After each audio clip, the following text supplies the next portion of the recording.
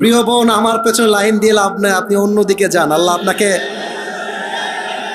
আপনি বলে থাকেন যাকে ভালোবাসো তাকে বিয়ে করো। আমি নাউজুবিল্লাহি মিন যালিক। না, এটা একটা, না, এটা একটা মেয়ের পাঠানো চিঠি। হ্যাঁ, প্রথম প্রশ্ন পড়ার ট্রাই করি। আসসালামু আলাইকুম। আচ্ছা, ওয়ালাইকুম আসসালাম।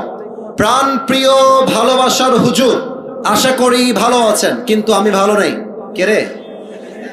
আচ্ছা, আপনি বলে থাকেন যাকে ভালোবাসো তাকে বিয়ে করো। আমি নাউজুবিল্লাহি মিন যালিক। না, এটা একটা, না, এটা একটা মেয়ের পাঠানো চিঠি। হ্যাঁ, না না, এটা এটা এখানে মিডিয়া আছে না ভাইজান, বলেন। সে একটা প্রপোজাল মূলক কথা লিখেছে, এটা মিডিয়াতে যাওয়া যাবে না। আমাদের দর্শনের একটা সুনাম আছে, আমরা চাই না এই সুনামটা নষ্ট হয়ে যাক, ঠিক কিনা বলেন? প্রিয় বোন, আমার পেছনে লাইন দিয়ে লাভ নাই, আপনি অন্যদিকে যান। আল্লাহ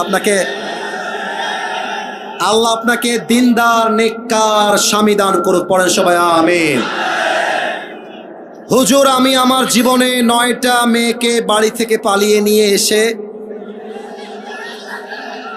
বন্ধুদের সাথে বিয়ে দিয়েছি, কারণ তাদের মধ্যে হারাম সম্পর্ক ছিল এবং তাদের পরিবারের কেউ তাদেরকে বিয়ে দিতে রাজি ছিল না।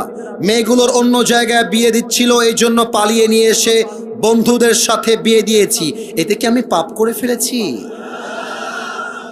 এটা আমার না। আচ্ছা, রাগ করবা না, এটা আপনাদেরকে কে দিয়েছে? যুবকরা দিয়েছে এটা? আচ্ছা, যুবকরা দিয়েছে। মহান ব্যক্তি মনে হয় এখানে উপস্থিত রয়েছেন। আমি তাকে বলবো, যাকে পছন্দ তাকেই আমাদেরকে বিয়ে করতে হবে যুবক ভাইরা। তবে খেয়াল করবা, কার মেয়ে নিয়ে আসছো সাবধানে নিয়ে আসবা।